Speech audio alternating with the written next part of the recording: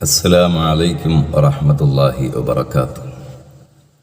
بسم الله والحمد لله والصلاة والسلام على أشرف رسول الله وعلى آله وأصحابه الفائزين برضا الله أما بعد. പ്രിയപ്പെട്ടവരെ, ബഹുമാനപ്പെട്ട ഇദ്രീസ് നബി അലൈഹി സ്വലാത്തു വസ്സലാം എഴുതിവെച്ച കാലാകാലങ്ങളിൽ അമ്പിയാക്കൾ ജീവിതത്തിൽ ചൊല്ലിവന്ന വലിയ രഹസ്യങ്ങളടങ്ങിയ കുറച്ച് ഇസ്മകളുണ്ട്, 40ഓളം ഇസ്മുകൾ. അതിൻ്റെ ഓരോ ഇസ്മുകളും പറഞ്ഞു വരികയാണ്. ഇന്നത്തെ ഇസ്മ 11ാമത് ഇസ്മാണ്.